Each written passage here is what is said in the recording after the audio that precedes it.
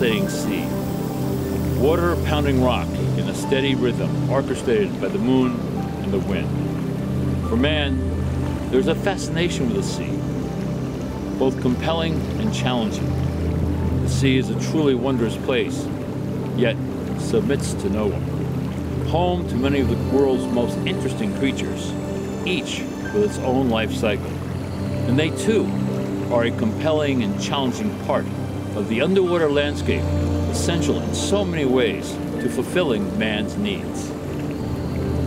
I'm Ranger Chuck Arning with the National Park Service here in the Blackstone River Valley National Heritage Corridor.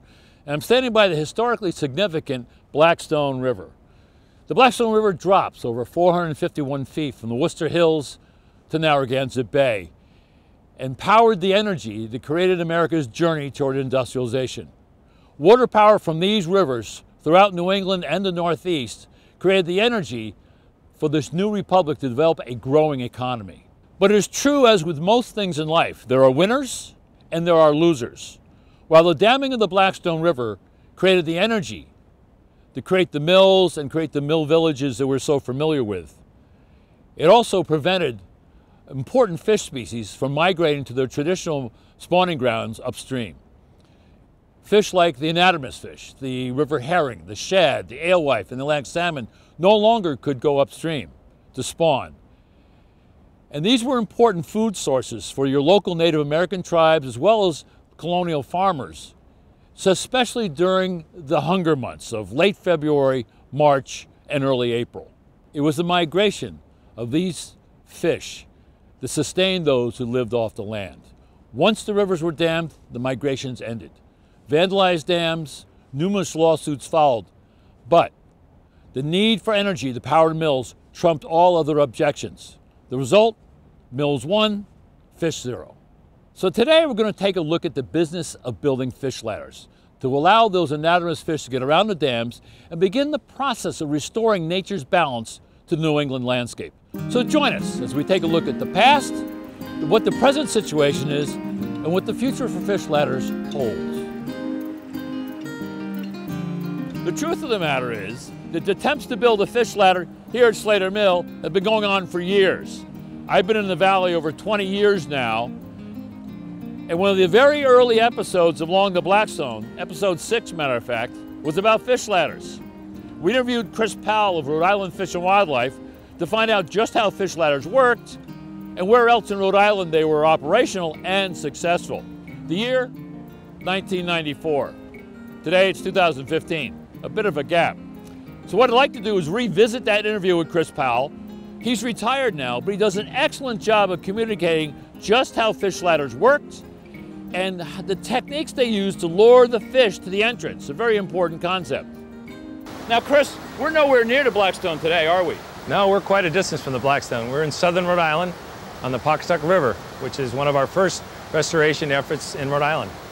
Now, when you talk about restoring fish to the rivers, what do you mean by that? Well, restoration means putting something back to its original condition.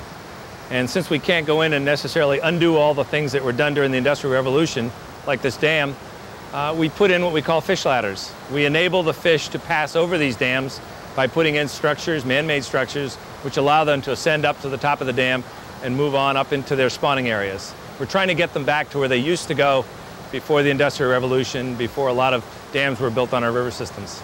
Now, what type of fish are we talking about? These ladders aren't for all types of fish, right? No, these are for what we call anadromous fish. Anadromous is a Greek word that means going up, returning run. These are fish that have to go back to fresh water to spawn. They spend most of their life in salt water, where they feed, where they grow, and then they return to their natal streams, the streams that they were born in, to spawn.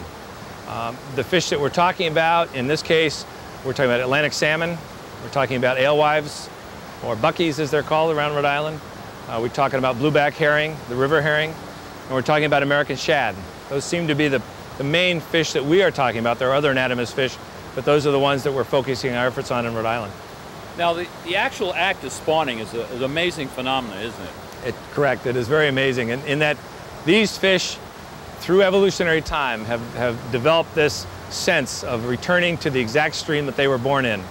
And unfortunately, over time, man has stopped them from returning to those streams by dams, like I mentioned, And what we need to do is create that ability for them to get up these streams, but they sense current, they sense chemical cues in the water. They actually know exactly where to go from offshore in the Atlantic to get back to the same little stream that they spawned in. Now these fish ladders are designed to assist the fish over these man-made obstacles. Right, right. How do they work? A fish ladder is a pretty simple device. Basically, a fish cannot leap over a certain height. A fish cannot swim through a certain current. So what we do is, knowing the biology of the fish, knowing what they can and can't do, we try to provide a facility which allows them to move upstream easily, to not expend so much energy that when they get to the spawning ground, they either die or they just don't have the energy to return to the spawning ground. So the way the fish ladder works is essentially like a ladder. It's a series of steps, so to speak, where fish actually can go from pool to pool to pool as they move up the height of the dam until they get to above the dam. The ladders are designed a certain way so that there's a certain amount of current that goes through the ladder. They're designed with a certain angle of slope so that the fish don't have to ascend too rapidly. The idea is to do not push the fish beyond their normal swimming capacity. That's great. Now, in a mill dam like this, there are some other obstacles that you have to counter in order to lure the fish into the ladder. Right. The fish are cued on certain things in the environment, and this is something that they've been cued on for millions of years. But what they're cued on are things like current, water temperature, and probably one of the most important aspects of fish ladder design is to come up with a ladder which will attract the fish. If you look at this dam, you'll notice that there's an awful lot of water going over it. And that water is an attraction to those fish. And what we need to do with fish ladders is create an opening to the ladder, or an entrance, or put out the welcome mat to the fish so that they know that this is where they have to go. And the way we do that is by creating more flow, or what we call the traction flow, at the mouth of the ladder, so that when the fish comes up, they don't spend a lot of time poking into every nook and cranny where there's current, trying to decide which one will let them go up. So we need to attract the fish through a certain attraction flow, and that's what we try to create with the design of the ladder and with the construction of the ladder. One of our problems is we are retrofitting old dams with fish ladders. And in many cases, these old dams had mill structures on them, like the one across the way here that we're looking at. Those old mill structures had raceways that are dilapidated in many cases. They have other areas where water is leaking around the dam, and they are creating an attraction flow for the fish. So we try to work with dam owners, we try to work with mills to try to see if we can't create a better attraction flow on the side of the dam that the fish ladder's at, rather than on the side where the mill is. Unfortunately, that oftentimes conflicts with hydro use, with the use of that water for other purposes. So that's where technology is. We're trying to develop fish ladders where we can actually accommodate the fish, which is our primary goal, and hopefully accommodate the use of the dam by other mill owners, hydropower. It's possible to make them compatible. Part of our job is restoring these runs is to actually bring fish in from other areas and stock them into the systems. We bring fish now from Massachusetts. We bring them from the other part of the Blackstone. We bring them to Rhode Island. We stock them as spawning adults in the upstream areas. Those fish spawn, the young move downstream, the adults move downstream, and the young will return to the same river 3 years later, approximately. The adults will return the next year to spawn. And what we do is we monitor through various sort of electronic devices. Fish counters, we call them, electronic fish counters. We monitor using video cameras and videotaped. We monitor how many fish are going up and down the system so we can actually get a handle on how many are returning, how many are going back. And then since we don't get an absolute number necessarily, because we miss fish, some go over the dam, some go other ways, some don't come back, at least if we do this on a long-term basis with a long-term monitoring program, we can tell relatively whether the run is up or down. And we have some idea in some cases what the potential for the system is. Knowing the habitat that's available, we can actually calculate what the potential is for that system becoming a very successful run. And then we monitor it over years to see where we're doing. It's kind of like the barometer on the river for anadromous fish. So why don't we head up onto the Blackstone and find out how the fish ladders are going to work in the Blackstone River system. So come on, Chris, let's go up the valley. Good idea, upstate to the Blackstone.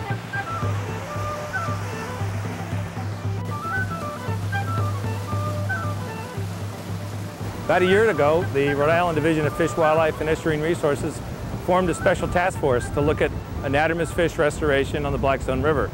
That task force is made up of federal, state, municipal, and other interest groups that are interested in restoring anadromous fish back to the Blackstone River.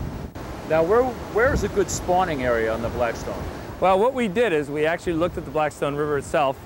We looked at the habitat upstream of each dam, and we decided that once we got over the 4th dam, there was sufficient habitat in the marsh system up there and the shoreline habitat for spawning of river herring. We have stocked some river herring in the river. They did reproduce. We did capture the young, so we've already shown that river herring will successfully spawn, reproduce, grow, and go downstream in the Blackstone. How long will this project be? It'll probably be a very long project. We're hoping that when the plan is written, what we're doing right now is we're evaluating the feasibility of doing it. The task force is looking to develop what we call a strategic anadromous fish restoration plan for the Blackstone. When that plan is developed, that will sort of be the blueprint for developing the anadromous fish passage facilities, the fish ladders and so on the first 4 dams.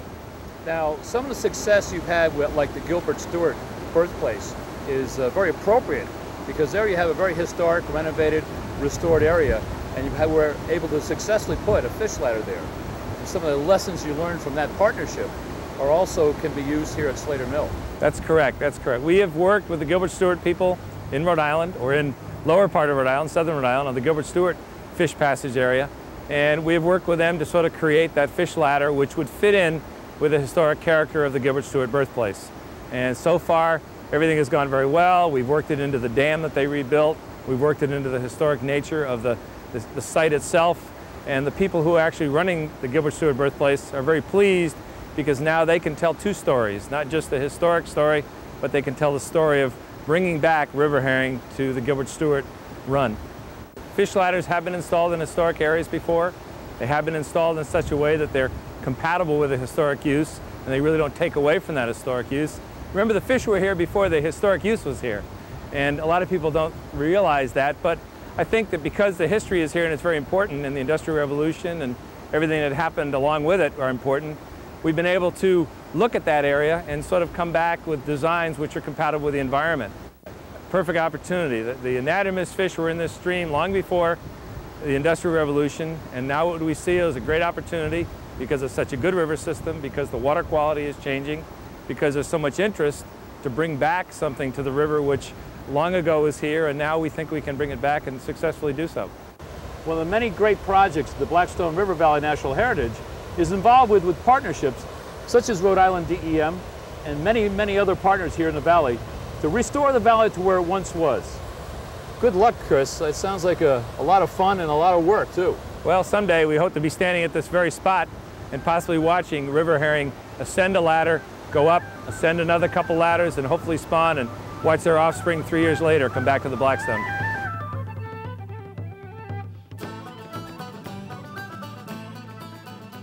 It's unfair to judge why some fish ladders get built and others struggle, for each river system has its own unique qualities. Here on the Blackstone, known as America's hardest working river, for it had 45 dams along its 45.5-mile route. There still are 19 dams in various stages. And those, some are excellent and some are in really bad shape. However, 5 still generate hydroelectric power. You see, it's complicated on the Blackstone. It is also complicated in other river systems as well, but they still managed to build a fish ladder. So we're going to head north to our New England neighbor, Maine, and visit the folks at the Damariscotta Mills fish ladder along the Damariscotta River to understand how they were able to build an absolutely beautiful fish ladder with a lot of local support in very difficult conditions. Do I hear road trip? Damariscotta is an old Abenaki word meaning river of many fishes. The river itself drops 50 feet from Damariscotta Lake to the Damariscotta Mills before reaching tidewater known as the Salt Bay. The river travels 19 miles before emptying into the Atlantic Ocean between Lincoln Neck and Inner Huron Island, fascinating places along the Maine coast. Since the first settlement, river herring have been harvested for human consumption locally, but also later shipped to the West Indies for other uses. Today, river herrings are harvested and sold as lobster bait, for during the spring months, the usual bait fish are unavailable. Thus, the harvest here at the mills plays a major role in the support of the Maine lobster industry. The annual spawning migration begins in April, when the river herring enter the Damariscotta River and has them arriving at the fish ladder by early May. One of the really important aspects of building a fish ladder or a fish passage is to select a spot that has enough flow to attract the anatomous fish to the built fish ladder. For the man-made fish passage is in real competition with the natural flow of the river. This can be a problem if the river herring choose the wrong flow. One, they won't get to their spawning ground. And two, the chances of them becoming lunch would have increased significantly. These common black-headed gulls and laughing gulls do understand tidal charts and are ready for delivery of their next meal. So it is crucial that the man-made water flow is attractive enough to lure the fish to choose it as their path to their spawning ground. There was always a waterway here for the fish, and there was a local entrepreneur by the name of Kavanaugh who built a sawmill right at the top along with other sawmills, and he blocked that particular stream, so he blocked passage for the alewives. So the state got involved, and the state mandated, and whatever word they used back then, said you must build a bypass or a fish stream for the alewives to make it up. So this was called the New River Stream back in 1809 when they started to build it. And it was like this. It was a series of pools that had resting pools and weirs, and over the years it's deteriorated quite a bit. The rocks, you know, between thawing and freezing, the rocks fall in, and it's just, you know, from 1809, it's a long time ago. I've been working on the ladder since 1981 when we moved here. Sort of doing band-aid fixes and putting gunite in pools, fixing stone, trying to fill leaks. But the real serious restoration started in 2007, and we got together as a community and raised the money, and we had a spring festival, a fish ladder festival, and a fall festival. We raised the money mostly from festivals, from individual donations, and some grants. We've been at it now since then, and when we started in 2007, we had 150,000 fish that made it up the ladder, and this year we had a little over 1 million fish that made it up the ladder. So it's working really, really well. It's called a pool and weir fishway, and what that means is it has pools that are about 60 cubic feet more or less, mostly more, separated by weirs, which are the transitions, and each one is between 8 and 10 inches tall, and that has been determined by the fish ladder engineers to be an optimal transition height for alewives. We do have plans for this fishway from Kurt Orvis, who's a fish ladder engineer. It was a lot of surveying. It's like a three-dimensional jigsaw puzzle, because you have a piece of land where the land steps down. We had to basically figure out how to fit the right size pools in the space that we had, making the transition between steps. Each year that we worked on a section, we passed more fish. So it got up to 300,000. We were so excited. It got up to 400,000, even better, 500,000. The year before last, we were 900,000, and finally we passed 1 million. So it couldn't have happened without this work on the fish ladder. We had such a deteriorated, narrow fishway that it was hard to imagine many fish got up at all. They didn't. We've had a lot more oversight of the fishery offshore, the herring fishery. River herring get caught as bycatch in the herring fishery, and so they have been mapping time and places offshore where these fish are typically seen, and then excluding the herring boats from those areas. So I think that's been an enormous help. There's also been a lot of management inshore in Maine around harvesting. Like, we can harvest 5 days a week, but the only reason we can do that is because we have continuous escapements to the fish ladder for our fish. But in places where they catch every single fish, they're only allowed to fish for 3 or 4 days, and the other days it's open so that they don't deplete their stocks. So there's some good management right now on the part of the state of Maine. We had to build it in the wintertime because in the fall we can run the fish ladder through the end of November, and then the hydro company has the ability to turn on the hydro power plant December 1st. So they run water down out of the lake to generate power from December 1st through the end of March. And then, since the lower part of the ladder here is a smelt hatchery, we have to provide water by April 1st. They need fresh water to hatch the smelts in the bottom. So our window to work is from December 1, when we can turn the fish ladder off, which is basically the end of the migration of the juvenile alewives, through the end of March. I have worked on this since the very beginning. My husband and I have a construction company, so we do a lot of construction management. So a piece that I bring to it, and it's only one of the pieces, is that we do manage the construction. So hire the contractors that actually do the stonework, the concrete work, the site work. I get in here every winter and actually lay out the pools. We work with the plans. We do have plans for this fishway from Kurt Orvis, who's a fish ladder engineer with the U.S. Fish and Wildlife Service. So yes, I am in the construction part of this, as well as fundraising and all the different other parts. I think we've got quite a good neighborhood group here. We couldn't have done it without the community. Everybody pulled together. All the people who live on the fish ladder were all behind it. All the houses, homeowners who have their property that abuts right up to the ladder. It was key to get it done. And actually a number of the grants that we applied for, they wanted to know how much community involvement we had and what kind of volunteer hours we had. We've got a couple of matching grants from foundations, and we could use some of the volunteer hours as matching grant money. Everybody brings a different piece to the party. Deb and her husband have construction management experience. I have some fundraising experience, and other people in the community love to cook, and so they know how to make the food. And we have the pig roast or the chicken barbecues. Everybody has their piece to contribute. We have a number of volunteers. There's a core committee of a dozen people or so, and whenever we get ready for one of the big festivals, we'll bring in, for example, the Spring Festival, we probably have 70 volunteers all together. So there's a close-knit group, and then we expand when we need it from the community at large to help with any of the big volunteer efforts like the festivals. We have thousands of people that come from all over the country, and people come up here every year. All the hotels are booked up.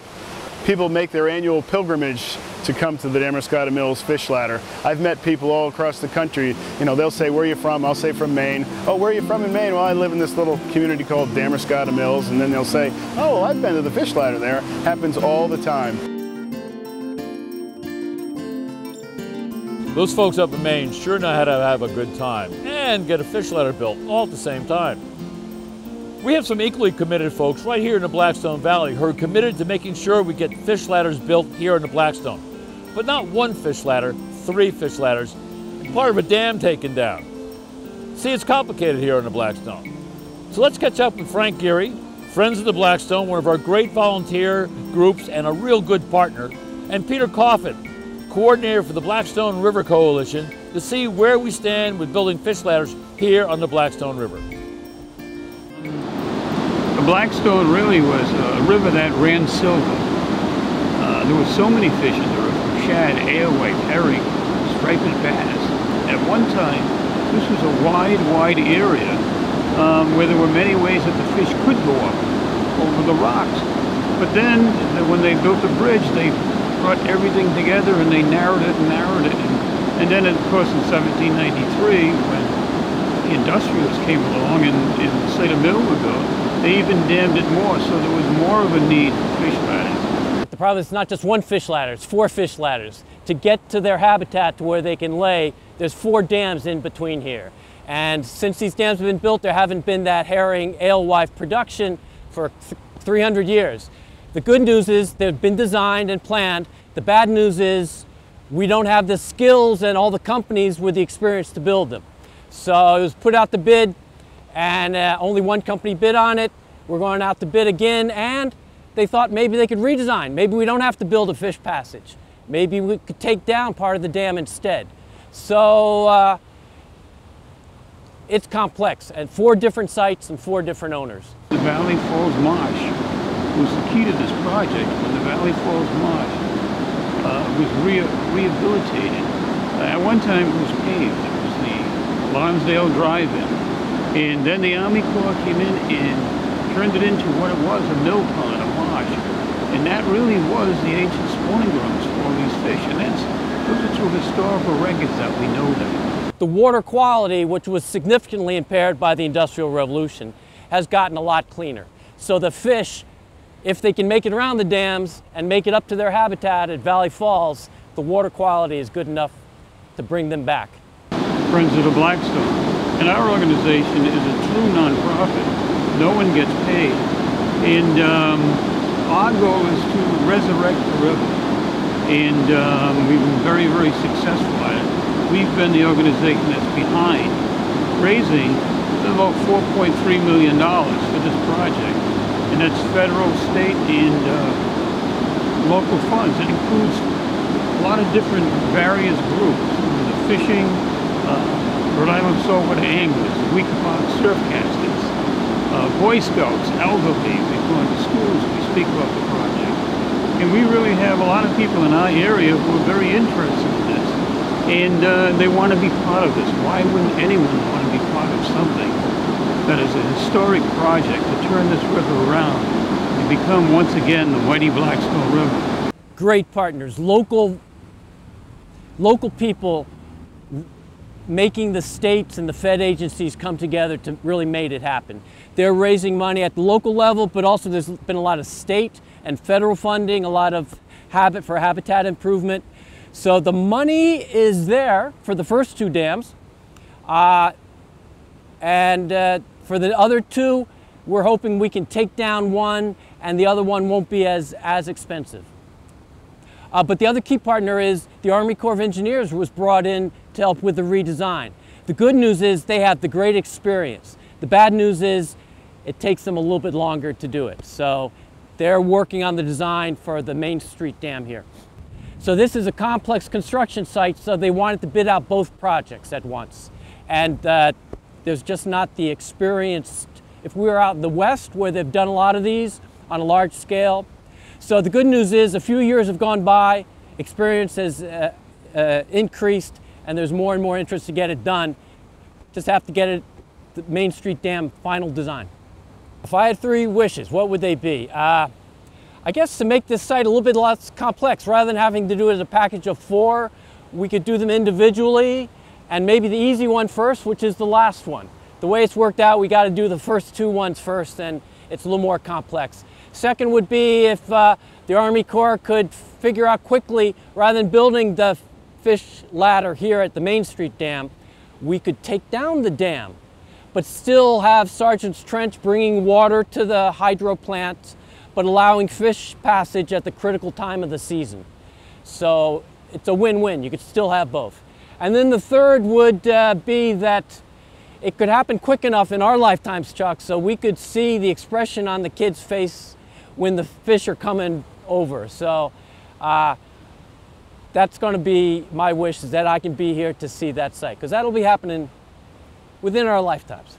So our travels are taking us from the Blackstone River here in Rhode Island, north to our good friends up at Anatomist Mills in Maine, where they have built a very successful fish ladder, back down to the Blackstone to see where we stand today in 2015. And the question before us is, what have we learned? Well, yes, it takes money. Everybody knows that. But it really takes tenacity. The absolute belief and deep in your gut that you will get that fish ladder built.